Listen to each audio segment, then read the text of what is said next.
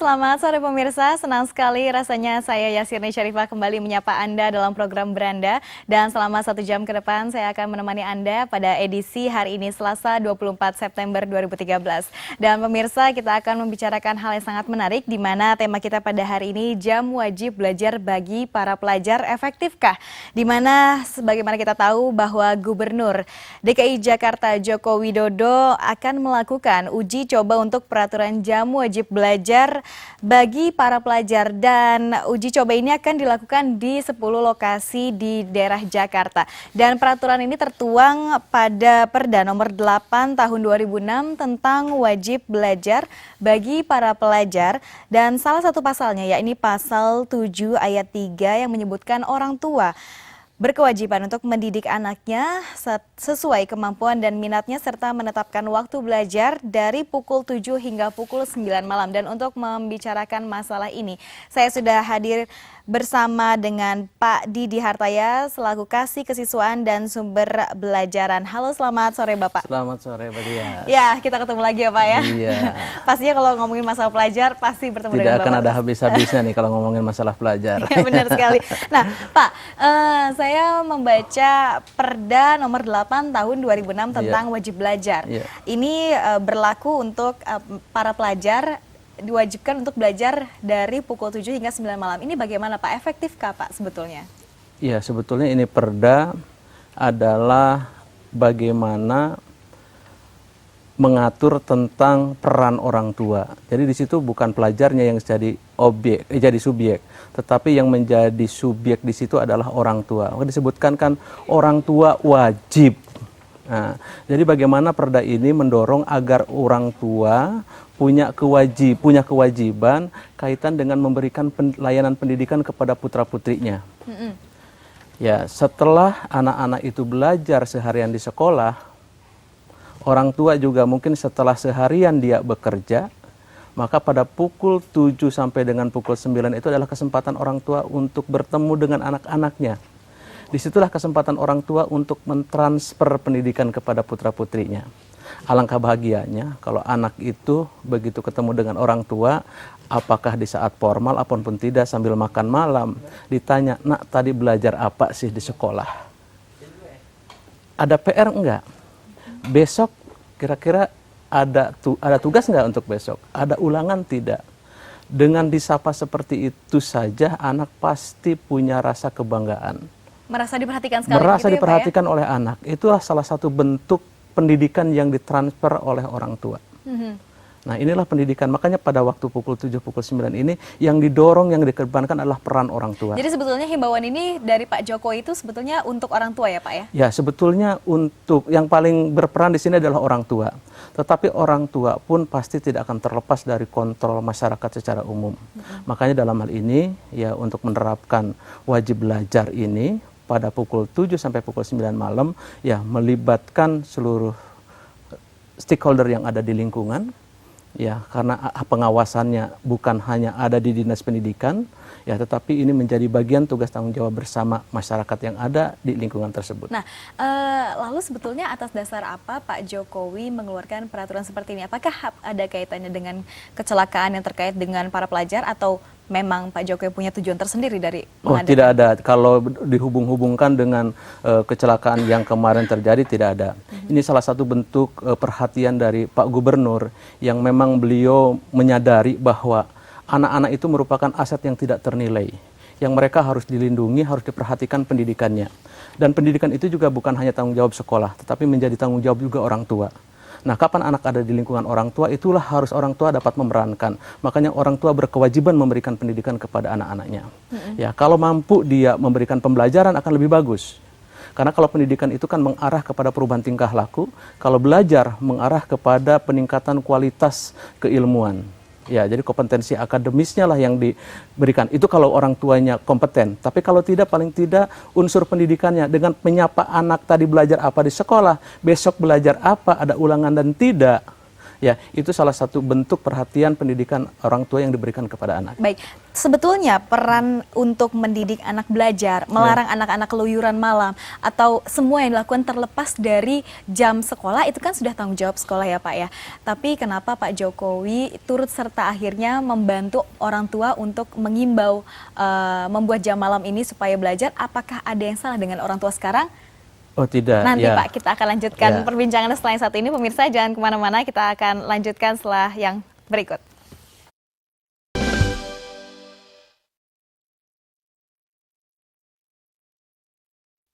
Supaya jadi pintar, otak terus diputar seperti lampu pijar.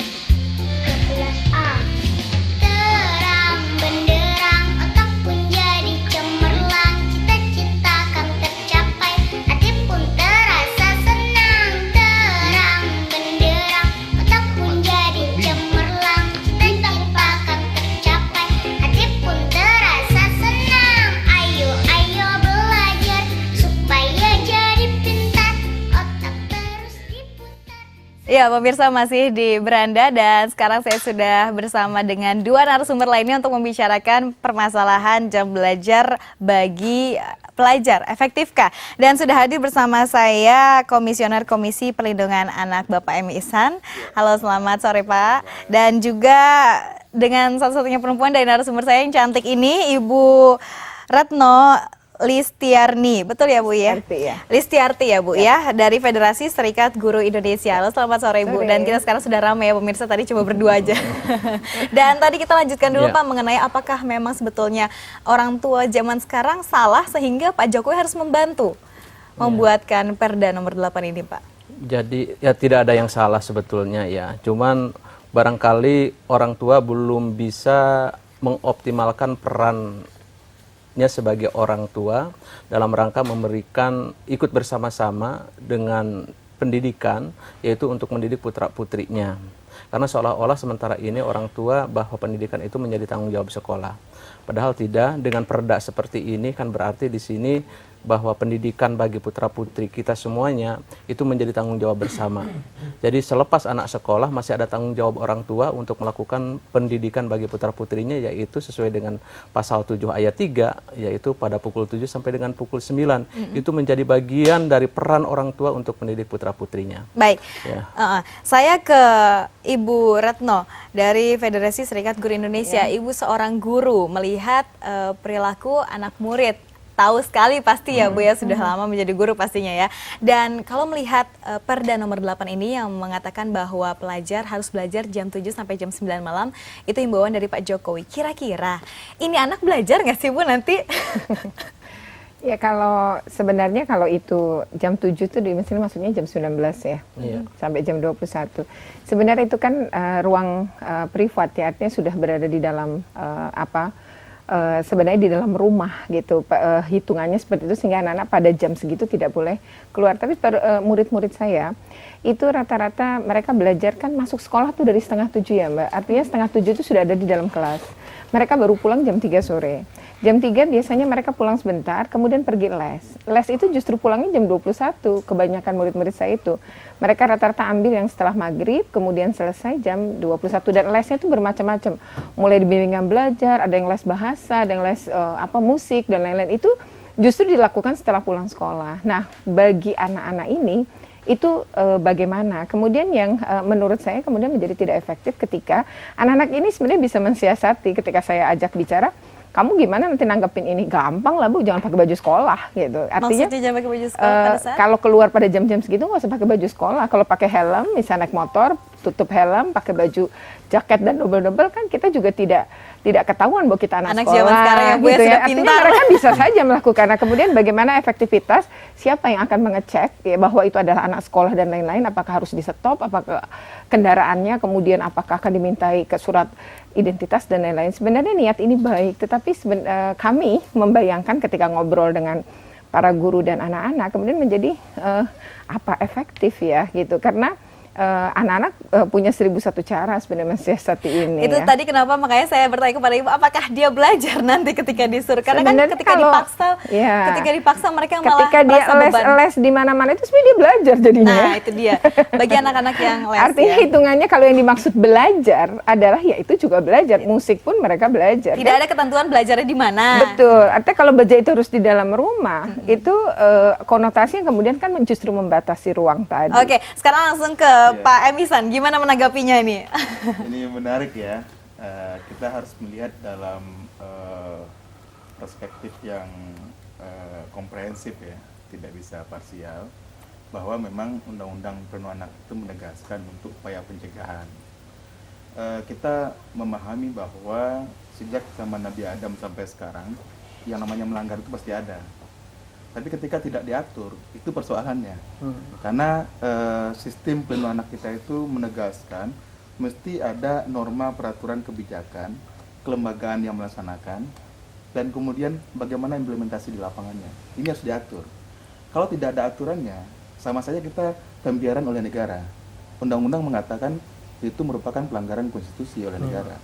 Nah, upaya pemerintah daerah membuat perda itu bentuk dari tanggung jawab yang diambil oleh pemerintah daerah. Nah, pendekatan dalam RPJM itu adalah upaya pencegahan, pendekatan primer. Pencegahan artinya memaksimalkan anak-anak tidak berada pada tempat-tempat yang berbahaya. Kalau kemudian dia belajar di rumah temannya, di sanggar, itu nggak ada masalah. Yang kita garis bawahi di sini upaya Pak Jokowi itu lebih kepada upaya-upaya bagaimana meminimalisir anak yang ada di kafe, tempat-tempat remang-remang, bawah jembatan, yang nggak jelas. Nah, tadi seperti yang dikatakan oleh Bu Retno, mereka tidak usah pakai baju sekolah, berarti seperti sudah anggaplah Ya. anak dewasa. Bagaimana untuk membedakannya ini? Bagaimana Ya, jadi- pemerintah bisa melihat Ya. ini anak sekolah atau Artinya bukan gini, ya? Yang pertama sekali adalah ini pendekatan lingkungan. RT RW tahu ini anak siapa dan usianya berapa. Yang kedua, jika dia tidak berada di luar lingkungan, maka kemudian di situ ada peran dari petugas keamanan. Nah, nanti ada sistem, tadi saya juga dialog di beberapa media, saya katakan, ketika ini diterapkan, ada sistem cek identitas. Kalau dia tidak punya KTP, berarti anak-anak. Sudah, selesai. Mungkin diamankan, dipanggil orang tuanya, diberi pembinaan. Ini langkah-langkah yang kita ambil. Jadi memang langkah pemerintah mengambil tanggung jawab dengan menjalankan peraturan, itu sudah tepat. Bagaimana implementasinya? Inilah RT RW yang harus diperankan. Karena kita Jakarta ini kan punya lingkungan, warga. Jadi tidak semua pendekatannya adalah pendekatan represif, tapi juga pendekatan persuasif. Ketika ada anak kumpul-kumpul, ayo anak-anak pulang, sekarang sudah malam. Nah, ini yang kita harapkan ke depan, bukan hanya kemudian dihukum, disanksi, tidak itu Oke. yang dikedepankan gitu. Oke, baik Bapak. Ini menarik sekali dan saya juga masih penasaran sebetulnya apakah setelah 9 malam boleh keluar, karena tidak ada yang mengatakan seperti itu. Dan Iya. pemirsa jangan kemana-mana, kita akan kembali setelah azan maghrib berikut ini. Pijar. Ayo, ayo belajar supaya jadi pintar. Otak terus diputar seperti lampu pijar. Terang benderang, otak pun jadi cemerlang. Cita-cita kan tercapai, hati pun terasa senang. Terang benderang. Ya, pemirsa masih bersama kami di Beranda, masih membahas mengenai jam belajar bagi para pelajar efektifkah. Dan tadi saya masih ingin melanjutkan kepada Pak Ihsan mengenai sebetulnya di mana, apakah ada aturan di mana dia harus belajar? Bolehkah di kafe? Saya belajar kok. Saya juga belajar tapi di kafe jam 7 sampai jam 9 itu gimana, Pak? Jadi memang pendekatan peraturan baik Undang-Undang Perlindungan Anak maupun Perda itu upaya pencegahan. Mencegah anak-anak di tempat-tempat yang berbahaya. Kalau dia belajar di tempat temannya, di rumah, nah kalau dia pulang mungkin perlu ditemanin sama yang dewasa untuk pulang. Tapi kalau di kafe, apalagi dengan hiruk pikuk suara musik, saya yakin itu bukan belajar. Kalaupun bawa buku, mungkin alasan dari rumah masuk tas, dan di kafe urusan lain lagi. Nah, gitu. ini bagaimana untuk mengatur ini, Pak? Itulah petugasnya kita pemerintah. Dia punya, ada Satpol PP, kita punya polisi, kita punya petugas lingkungan. Jadi kalau menemukan ada anak-anak yang di atas jam 7 malam masih di diskotik, di kafe, ya mau nggak mau harus suruh pulang. Nah, satu hal yang paling penting adalah bahwa kita bukan membuat anak takut. Kita bukan membuat anak itu merasa tidak nyaman, tapi upaya kita adalah bagaimana memberikan efek jera ke orang tua. Jadi umpamanya ada anak yang di diskotik jam 10 malam, mungkin dia dibawa ke pos, orang tua dipanggil, di situ orang tuanya yang kemudian diberikan arahan, sehingga orang tua merasa kalau besok dipanggil 3 kali orang tuanya ke pos jaga, kan pusing juga dia. Pusing. Nah, tapi dari tadi saya kan mendengar ini tujuannya, sasarannya adalah orang tua. Agar orang tua lebih bisa menjaga anaknya, tidak keluyuran, dan bisa memastikan anaknya belajar jam 7 sampai jam 9 malam. Lalu kalau tidak seperti itu, tadi yang seperti Bapak bilang, orang tua, apakah ada sanksi bagi orang tuanya? Ya, sanksinya ke Undang-Undang Perlindungan Anak. Dalam Undang-Undang Perlindungan Anak itu ada 2 pendekatan yang digunakan di situ. Yang pertama, dasarnya pasal 13. Bahwa orang tua wajib memastikan anaknya terlindungi dari diskriminasi, kekerasan, perlakuan salah, dan selanjutnya. Kalau orang tua yang membiarkan itu kena pemberatan hukuman. Nah, ancamannya di 2 pasal, pasal 30 itu cabut kuasa asuhnya. Pasal 77, jika dianggap dia lalai membiarkan sehingga anak terlantar, itu pidana 5 tahun. Jadi jangan lihat perdanya. Aturan itu berlaku secara keseluruhan. Mungkin teknis diatur oleh perda, tapi indikasi pelanggarannya bisa ditarik ke Undang-Undang 23 2002 tentang Perlindungan Anak. Jadi masyarakat yang bilang, wah ini nggak ada apa-apanya, kan cuma himbauan, dan perdanya nggak ada sanksinya lagi. Iya, nggak ada sanksi di perda, tapi nggak di Undang-Undang Perlindungan ada sanksinya. Oke, untuk menunjukkan bahwa orang tua ini kena sanksi dari perlindungan anak, itu bagaimana? Pembuktian. Kalau dia perdata, ada proses di situ dikatakan, pencabutan kuasa asuh itu diajukan oleh keluarga, atau oleh lembaga yang berwenang seperti KPAI, oleh dinas sosial. Ini nanti dilihat kalau dia abai membiarkan anaknya itu bisa diproses. Nah, kalau pidana itu polisi yang proses, dilihat buktinya cukup apa enggak. Oke, baik Bapak, sebentar kita Iya. angkat telepon dulu. Ini buat saya kaget tadi suara teleponnya. Halo, selamat sore. Ya, selamat sore Bu. Dengan siapa di mana? Dengan Pak Ramlan Silahaji di Tangerang Bu. Silakan Pak Ramlan di Tangerang. Iya, halo selamat sore Bu. Ya, selamat sore Pak. Silakan pertanyaan Sore, Pak atau Ramlan. tanggapannya Pak. Dengan Pak Ramlan Silahaji di Tangerang Bu. Iya Pak, silakan tanggapan Nah dan ini Bu, saya dari tadi kan melihat ya yang dikomentari itu kan selalu siswa dan orang tuanya Bu ya. ya. Nah sekarang coba dilihat Bu ya, di Tangerang saja saya kadang prihatin Bu, guru-gurunya sendiri juga banyak kalau jam siang itu banyak yang jalan di mana-mana gitu loh, bahkan makan di kafe-kafe, itu kan memberikan dampak yang tidak baik juga buat siswanya pastinya Bu. Guru gaul. Oke Bapak, ada lagi Pak?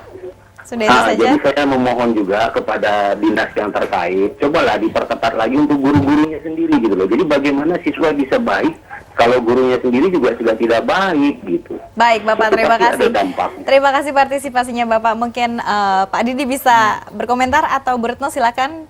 Ya, Yang ya, mau ke duluan. Bapak dulu. Ya, baik. Terima kasih Pak. Ya, memang dalam hal ini barangkali ini posisi yang dilematis, ya dilematis.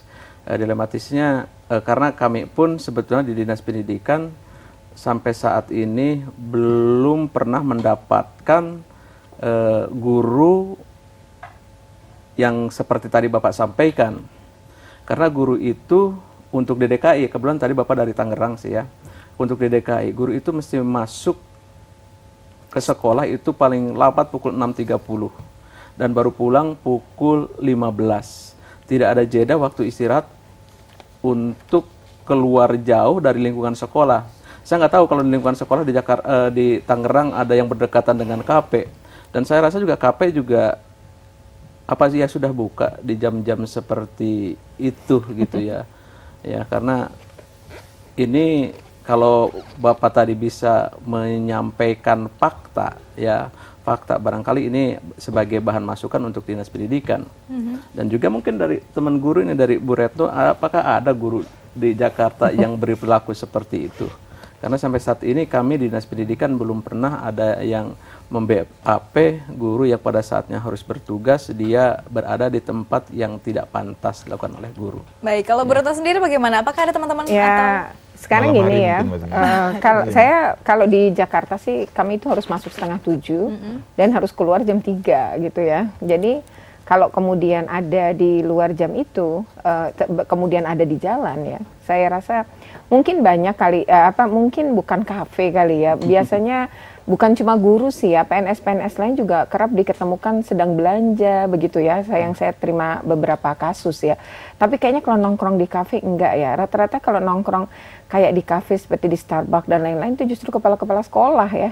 Kepala-kepala sekolah. Ya, itu. Jadi mereka keluar dari sekolah. Kepala sekolah ya sekarang gaul ya. Bilangnya rapat dinas gitu atau rapat apa, kita kan nggak tahu, dan konon beberapa foto menunjukkan kepala sekolah di mereka, mana itu, Bu? Itu kepala sekolah di Jakarta gitu ya. Beberapa kepala sekolah atau banyak? Itu biasanya di atas jam 12, tidak mungkin di bawah juga gitu. Jadi kira-kira keluar jam 12, nanti mungkin nongkrongnya ya sekitar jam 1 jam 2. Apakah itu sebetulnya boleh, Bu?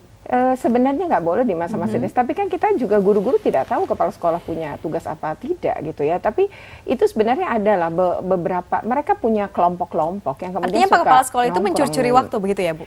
Mencuri-curi waktu di tengah sebenarnya mereka tugas. sih nggak setiap saat juga ya, Mbak. Saya rasa itu ketika mereka butuh bertemu untuk beberapa hal gitu ya. Sebab mereka kan juga ada beberapa rapat ya. Cuma kita memang heran, rata-rata kepala-kepala sekolah tuh kok rapat melulu gitu ya. Apa ini rapat ini ya, Bu ya? Saya bingung juga rapat di mana. Ya misalnya hari ini di Sudin, besok di dinas, besok di mana lagi gitu. Dan beberapa kawan ternyata menemukan ya itu sedang bersama-sama berada di beberapa kafe. Nah mungkin memang harus yang dilihat itu, sebab kalau punya uang untuk nongkrong, guru saya rasa enggak ya. Kalau kepala sekolah mungkin saja punya uang lebih untuk nongkrong ya. Baik, kita kembali ke topik awal mengenai Pak Jokowi yang akan mulai memberlakukan jam malam belajar bagi para pelajar. Ini akan dimulai di Jakarta Utara. Kenapa harus Jakarta Utara lokasi pertama ini untuk uji coba, Pak? Ya, saya kemarin ingat waktu kuliah umum yang di Porsisen kemarin, Pak Jokowi mengatakan bahwa prinsip pertama dia melakukan sebuah kebijakan itu contoh dulu. Dia harus buat contoh, karena orang Jakarta itu harus beri contoh. Ketika dia menggeser orang di Waduk Pluit, dikasih contoh di Rusun itu, ini contohnya kamu lihat, berebut ngambil rumah semua kan. Yeah. Ketika di Blok G, kasih contoh, kemudian berebut pindah ke Blok G semua Tanah Abang. Nah, kenapa dipilih Tanjung Priok? Mungkin itu ada RW yang lebih siap. Artinya bahwa dia melihat di situ lingkungan yang sangat berat, kondisinya butuh keseriusan dari warga untuk partisipasi yang aktif, dan dia melihat perangkat-perangkatnya siap. Karena contoh ini harus yang terbaik gitu. Jangan sampai nanti contoh justru bukan menunjukkan satu model yang bisa ditiru oleh tempat lain. Saya yakin kenapa ditentukan di sana, pasti ini betul-betul terukur. Nah, ini adalah tanggung jawab dari semua perangkat pemerintah daerah. Gubernur tidak mungkin melakukan sendiri. Dia akan meminta kepada perangkatnya sampai ke bawah untuk menjalankan. Saya berharap uji coba yang dilakukan oleh gubernur ini jangan sampai kemudian gagal karena tidak ada komitmen di lapangan. Maka oleh karena itu, lurah, camat, wali kota harus komit. Ketika ditunjuk daerah itu harus difasilitasi dengan semaksimal mungkin, sehingga ini menjadi satu model yang betul-betul bisa ditunjukkan ke semua masyarakat Jakarta gitu. Baik Bapak, menanggapi itu ukuran berhasil atau tidaknya, penerapan itu seperti apa? Dan kita akan lanjutkan selain satu ini. Pemirsa jangan kemana-mana karena kami akan kembali setelah pariwara berikut. Ya, pemirsa, Anda masih bersama kami di Beranda dan saya langsung ke Pak Ihsan untuk menanggapi tadi pertanyaan saya mengenai ukuran berhasil atau tidaknya uji coba Pak Jokowi ini bagaimana untuk di Jakarta Utara?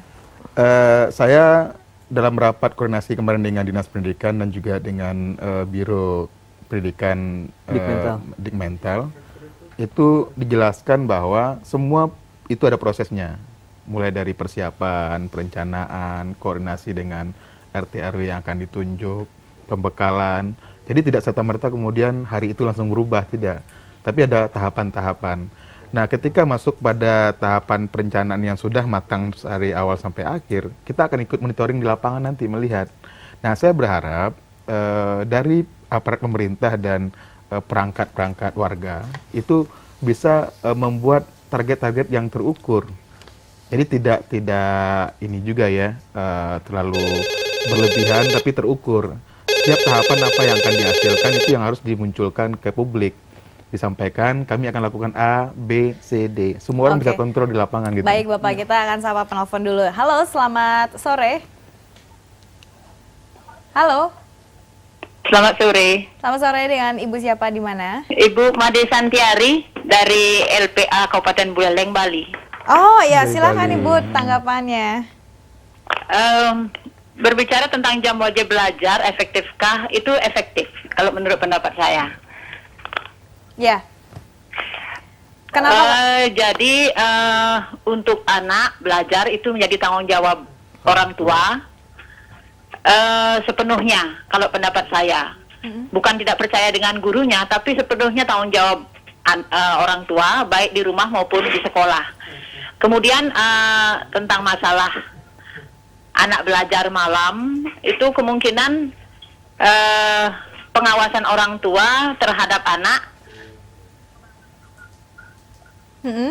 untuk mengecek apakah pukul 10 itu atau pukul berapa malam itu. Iya, Ibu. Apakah sudah ada di rumah atau tidak. Iya. Itu adalah kewajiban orang tua. Seandainya mungkin pukul 10 itu lewat tidak ada di rumah, apalagi sampai pukul 12 atau lewat, itu perlu orang tua harus mencari anak itu kemana. Baik. Kalau Ibu sendiri bagaimana, Bu? Apakah Kemudian sudah kita lihat di menerapkan? trotoar-trotoar, bukan laki saja, tapi perempuan kadang-kadang pakai celana pendek, ikut duduk-duduk nongkrong di trotoar. Oh iya, baik Ibu. Kalau Ibu sendiri bagaimana, Bu? Apakah sudah tidak salah menerapkan kalau itu, ada Bu? korban kekerasan si anak untuk mereka diperkosa dan lain sebagainya. Ya, baik. Terima kasih Ibu tanggapannya. Baik. Ya, terima kasih Ibu sudah bersama kami menelpon. Ya, itu tadi Bu Santi di Buleleng, Bali setuju ya, Pak ya, mengenai hal itu ya. Jadi ada yang mau menanggapi?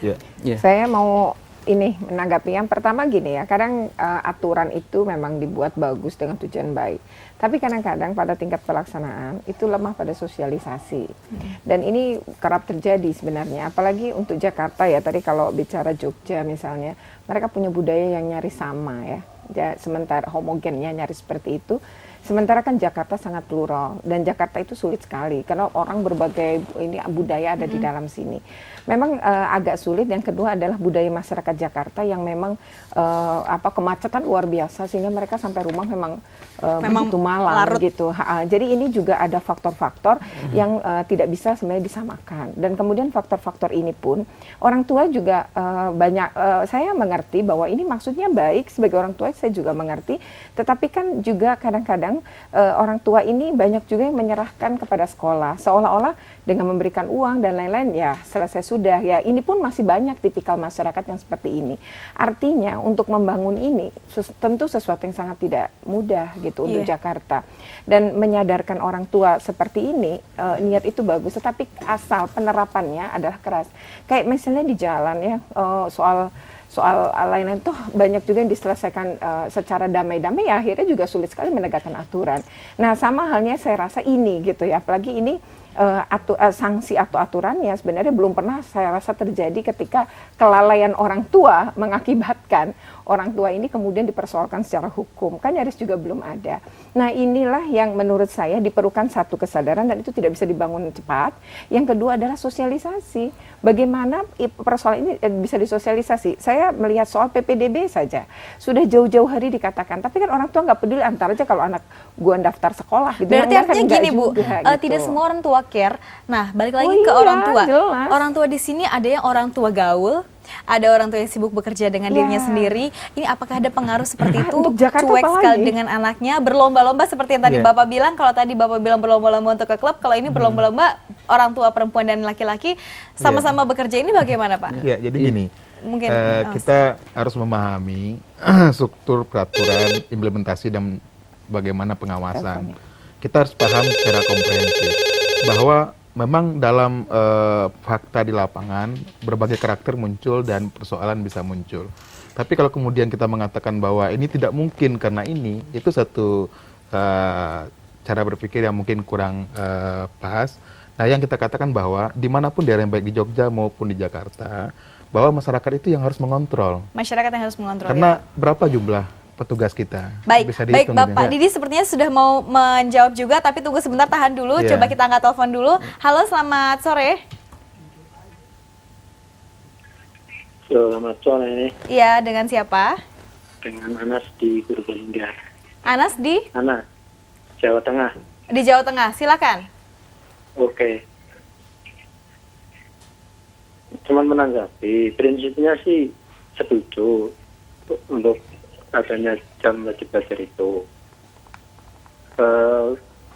Di daerah kami juga sudah berjalan masalah itu untuk jam belajar masyarakat. Singkatan dari kami jam bebas, tapi pada kenyataannya ya hanya sebatas program.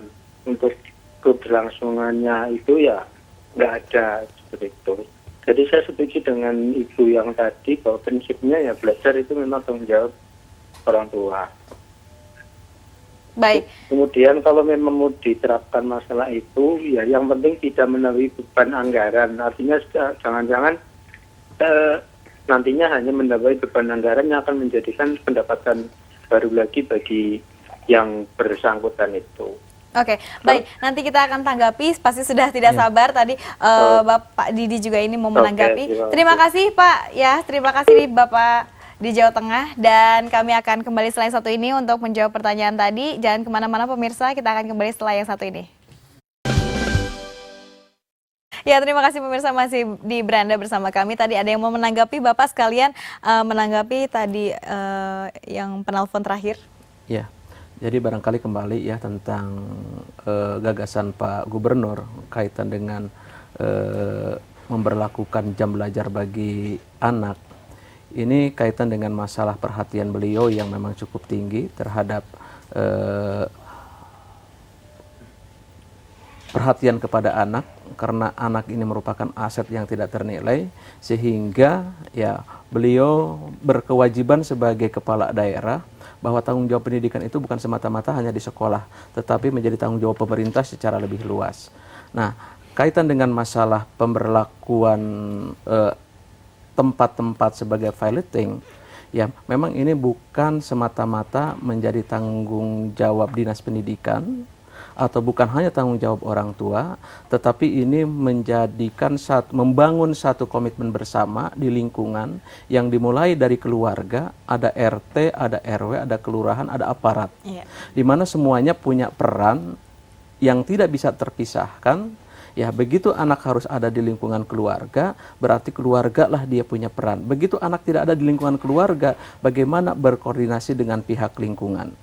Ya, jadi berkaitan dengan masalah ini, ya Pak Gubernur, ya memang kondisi Jakarta seperti yang disampaikan oleh Bu Retno adalah sangat heterogen.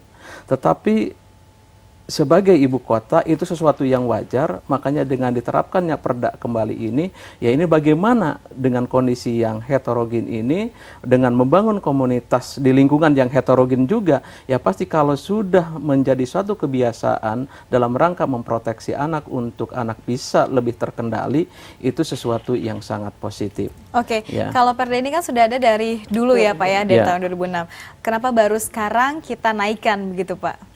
Kita betul-betul kita realisasikan sepertinya begitu kan ya Pak? Ya mungkin permasalahannya kan ini ada stimulan yang dijadikan dasar oleh Pak Gubernur untuk istilahnya untuk melihat kembali tentang perda ini, ya karena selama ini ada kesalahan dalam hal memberikan layanan pendidikan kepada anak-anak. Ya. Kesalahan inilah jangan sampai terus berlanjut, sehingga Pak Gubernur dalam hal ini begitu cerdas beliau buka kembali perda itu, di mana peran orang tua, di mana peran masyarakat untuk mengawasi anak-anak, jangan sampai anak ini terus berlanjut di luar kontrol orang tua dan masyarakat. Baik Pak, tanggapannya mengenai tadi yang orang tua gaul, mengenai orang tua yang berjalan-jalan malam ataupun yang sibuk bekerja ini bagaimana tadi seperti Bapak mau jawab? Itulah tugas kita. Itulah tugas kita.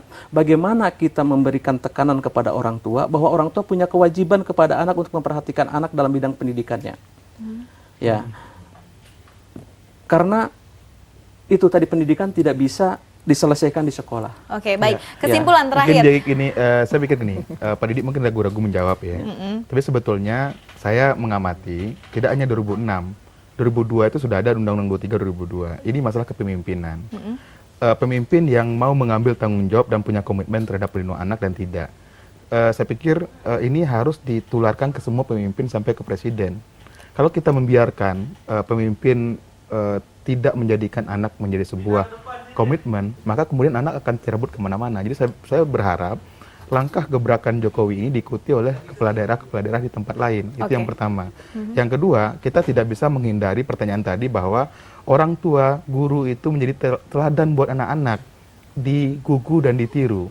Kalau orang tua dan guru di diskotik dan di kafe, jangan dimarahin anaknya nongkrong di situ. Oke. Karena dia ikut orang tua dan gurunya gitu. Iya, Terima betul kasih. sekali. Baik, sekarang langsung ke Ibu Retno. Ya, Terakhir, kesimpulan. Kalau saya sebagai praktisi pendidikan itu saya mendukung ya niat baik seperti ini gitu. Cuma memang ini perlu dengan sungguh-sungguh juga disosialisasi dan ada kontrol ya. Dan kemudian tadi kalau dibilang bahwa ini harus ada, yang penting dilaksanakan dulu, kemudian ada ukuran-ukuran ya keberhasilan tadi. Ukuran itu juga harus jelas dan realistis dengan kondisi masyarakat kita yang sangat plural dan ya heterogen luar biasa, dan dengan kondisi yang memang orang tua ini banyak yang bekerja. Berarti ya, artinya kita tunggu seberapa keberhasilan itu, Betul. seperti apa ukuran-ukuran tersebut, kita nanti akan Ya, saksikan jangan sekedar hanya aturan, bagaimana ya. Pak Jokowi menguji coba ini apakah Dan berhasil semua atau harus tidak. dukung.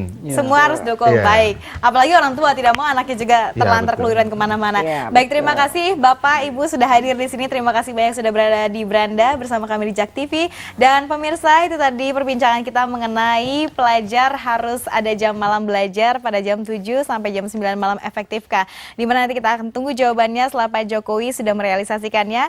Terima kasih atas kebersamaan Anda di Beranda. Saya Yasir Syarifah. Sampai jumpa.